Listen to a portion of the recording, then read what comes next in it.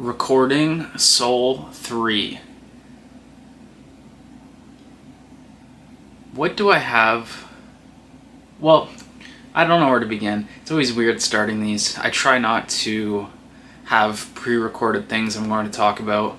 I prefer to sit down and see where my mind takes me in the moment of the soul recording. One thing that I really need to do is start moving again. Over the last 3 to 4 months, I have become so sedentary that I rarely move. I sit at my desk, and it's not that I'm not productive, it's just I'm not moving at all, and my body is seizing up in ways. It's very unhealthy. My body's becoming stiff and sore from doing nothing. So that's interesting. Another interesting thing is taking the antipsychotic olanzapine the last couple days have significantly slowed my brain capabilities down and slowed down some of my aspirations, you could say, and my enthusiasm towards doing things and my emphasis on my speech and talking and these sorts of things. So it's interesting how fast it happens, and I think that's why sometimes we can have this hesitancy to want to take certain medications or take antipsychotics, because with the mania and in an elevated state, you feel so good, you're so productive, all of your thoughts are the confidence, you seem unstoppable. So to want to do something that would bring that feeling down and slow that process down, it can be hard to convince yourself to do that. And at times you may go against that, even though it may be best for you to take some sort of medication to slow the brain down. And I think there's great examples of this, considering Kanye West his life has been so public, and the videos of him saying that he would rather die than be on medication again. And I think that's the perfect example, because when the elevated states are happening, you are truly unstoppable, unbreakable. The thoughts, the ideas, the creativity, the charisma, the confidence, the passion, everything is so strong.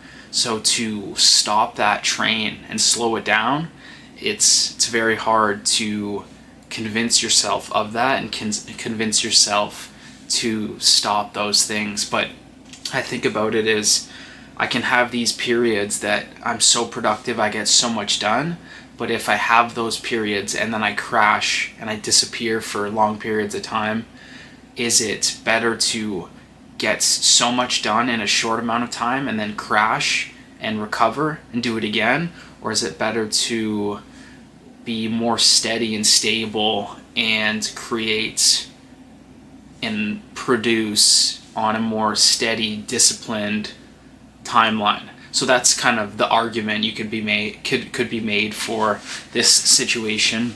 Another thing that is kind of interesting in a sense, well, I'll talk about two things. I'll talk about working out, and then I'll talk about something I found interesting with kind of some of the things that I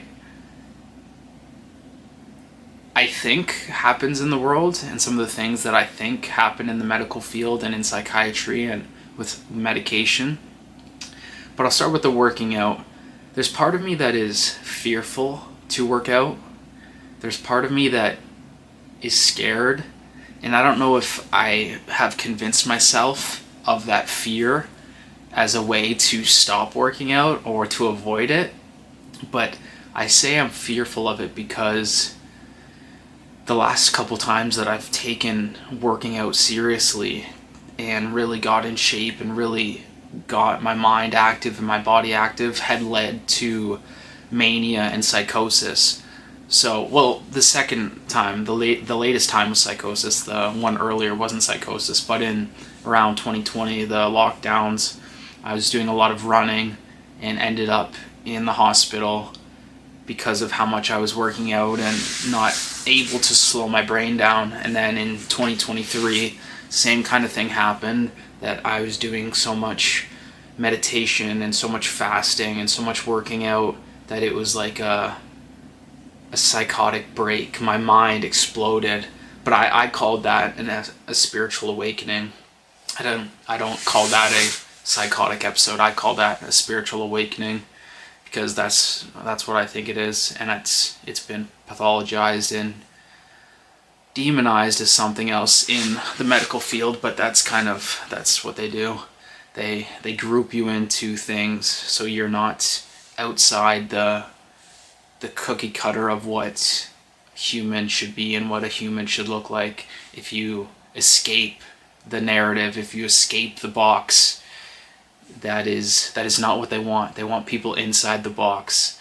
And that's I'll lead that into my second point, because some of the things that I've come across and some of the narratives and intuitive feelings and thoughts about the system have kind of been confirmed in some ways through reading, like a book, for example. Well, I'll say this. So when I was in hospital in 2023, I had this super, super strong like feeling that any of the medication I was taking, or any of the medication being given to people, it was only a placebo. It's not that it actually works, it's only placebo, and it's fully a placebo. All medications are placebo for the most part. And I had that like intuitive feeling, and this may not be crazy news, a lot of people may know this, but I was at like the peak of like delusion and the peak of what you would call like insanity.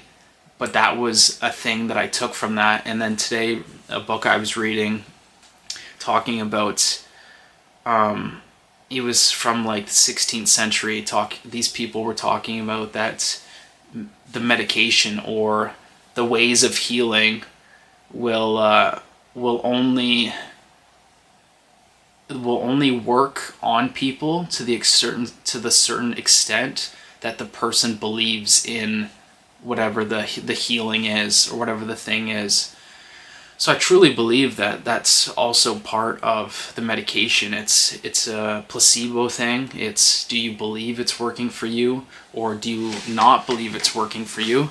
And if it's the latter, then I believe it'll be much harder for you to accept what's going on, and for you to kind of fall into the normal category of what the system wants you to be and what the system tells you to be. And I also believe that there is a lot of... I believe you can gain intuitive knowledge in the world that kind of, it can be stronger than intellectual knowledge. Sorry. But we've gone... I was eating some Christmas cookies. But we've gone... Yeah, me being fat. Well, I'm not fat, but I need to get back in the gym. But we've gone so far into the intellectual way of thinking, and propping up intellectual minded thinking, and everything being logistical and having to make sense, and this way of being has consumed the entirety of humanity. But I believe there's an intuitive knowing, an intuitive knowledge that you can gain from living the right way, or essentially quieting your mind enough to then be able to accept the knowledge that is in the universe, or that is in the air, essentially. That there's knowledge and wisdom and information that is just floating around, but you aren't able to bring it into you because your mind is so distracted with music, and your mind is so distracted with the news and all the anxieties of the world, and all the anxieties of people around you, and the food that we're eating, and the way we live in these compartmentalized boxes and our houses. And so there's a lot of unnatural things going on that stops us from accessing this higher knowledge or this information. So I truly believe in that principle and that concept. And yes, you're gonna, or people will say that's the conspiracy, the schizophrenic thinking. But I think that is the true power. That is the true secrets of the universe. That's where the knowledge lies. That's where the wisdom lies. But you have to strengthen your intuition to be able to accept that sort of thing. Or it's like if you believe in synchronicity or not, some synchronicities could happen, but if the intellectual logical part of your brain severs and doesn't allow that to happen, you'll never understand or accept that for what it is, because that part of your brain is so strong. But it's the intuitive that you have to learn to accept, that when you have that gut instinct or gut feeling, don't question it and keep allowing it to happen, and keep refusing to question that intuition, and it will build and build and become stronger. I also have this idea that the people that are demonized as the mentally ill, the ones who feel emotion stronger, who feel depression and anxieties, and have more stronger feelings in the world, are the bipolar schizophrenics that have this natural ability to see things differently or feel things differently or interact with the world in a different way. We are the ones that are being jammed into the mental health system and the psychiatry system to essentially hold a potential different way of thinking about the world, or a potential way of living in the world, that we stay in this conformity of how the world is currently structured, instead of allowing these people to blossom and break through and grow out of the box. Essentially, it's keeping everyone in the box, keeping everyone in the structure. And how they do that is through the medication, through labeling you and putting a label on you to make you think you're not capable of great things, or not capable of achieving great things, as well as having the power structure of a doctor who is propped up as like an idol of an all-knowing, the wisdom of the doctor, the superiority, the hierarchy of the doctor that gives you the label, and then that is surrounded by the family members and the friends who take what the doctor says, and what the doctor says goes, obviously. So then those around you as well are then little minions to the doctor, to further reinforcing the message of the system and of the doctor onto that labeled mentally ill patient. So the system is quite complicated, and I do think it's set up in a specific reason that has taken me some time to kind of analyze and try to reverse engineer. That obviously there's going to be lapses in my judgment to how it works, and there are going to be holes in my judgment of how it works, but I'm ultimately trying to build a working narrative of how I think, or of how I think things are the way they are, and how, or why they are the way they are. And it's kind of like the one who has the paintbrush gets to paint the picture, or the one who has the microphone gets to send the message. So if it's the system, if it's the doctors, they're the ones painting the narrative, the picture, we're kind of then led to accept it and look at it for what it is. There are no other pictures. And I think there's a few ways that, like, this is a little separate, but like, take a doctor, for example. They go through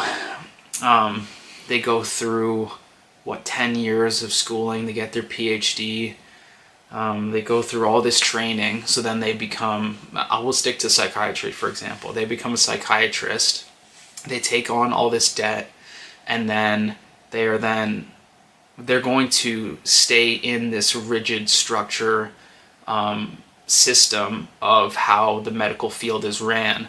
They are not going to be the ones changing a lot of the medical system. It's pretty much, it is how it is, and you are going to apply what you have learned. You're not going to be creating new things or creating new ways of healing and bettering people's lives ultimately. Similar to how a teacher has a curriculum, they stick to the curriculum. They stick to the curriculum, and the doctor does the same thing essentially. And I think the years of training and the years of debt, all of that, for a doctor to get to the end of it, that maybe they had this idea that they'll be able to really impact things or really change how things are, to get to the end of the line, to risk their job, to risk their future, to risk all of that debt, that hard effort, those years, that sacrifice, to see that, oh, they're just going to be pill pushers. They're going to follow the doctrine and follow the curriculum, and that's kind of the way it is. But there have been doctors, obviously, throughout time who go against some of the narratives, like the Grof, Stanislav Grof, what is his name? Something Grof. I think it's Grof. Dr. Stanislav Grof. I think he's from like Yugoslavia. Him and his wife, Stacy Grof and Stanislav. I think that may be maybe Dr. Thomas Saz, thinking is another one. But there are people who go out against the system and share their.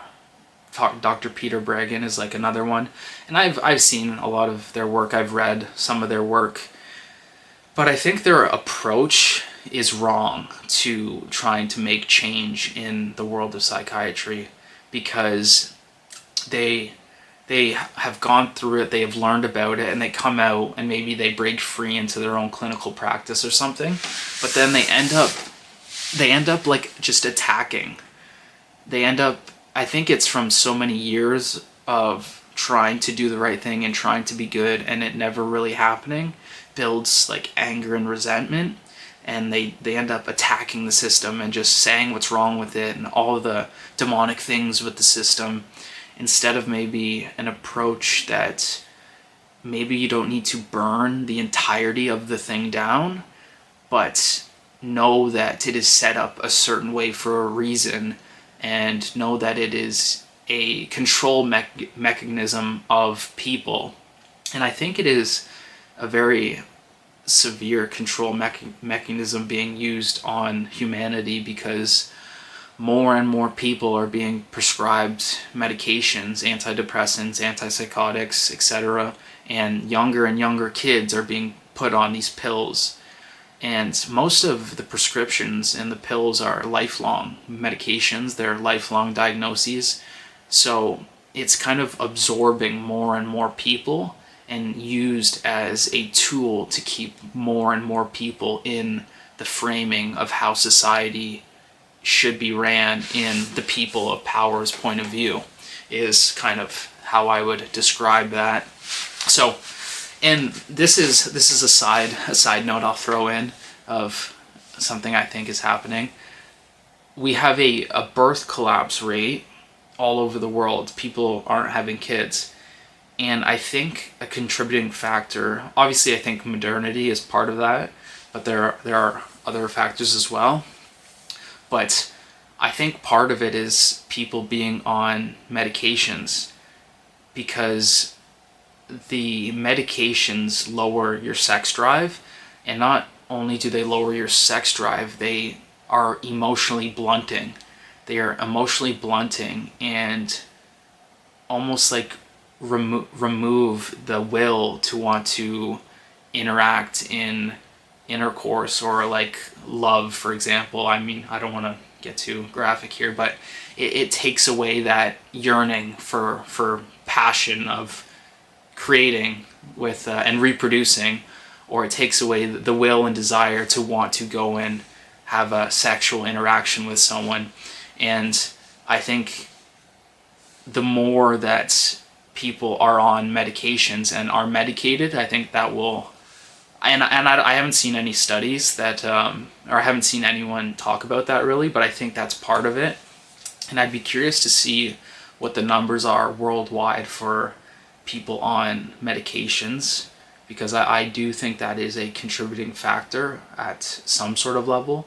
Whether it's a huge contributing factor or not, I don't know, but the medications do have that negative impact.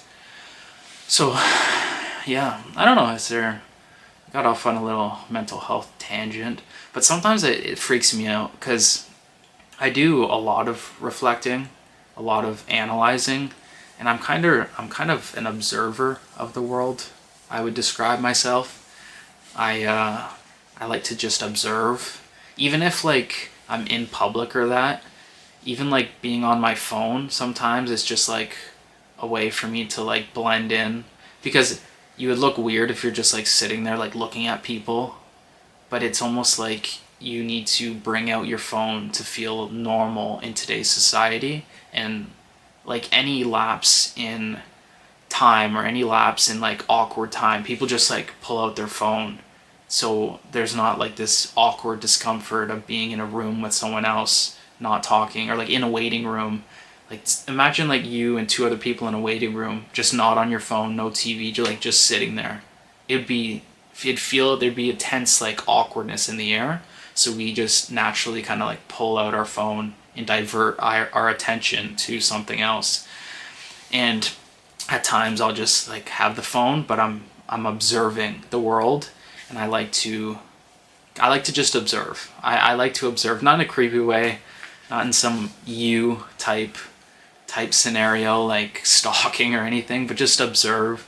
And I think that's kind of how you see patterns of the world and see how things really work. I would call myself an owl. I am an owl. My head is 360 degrees.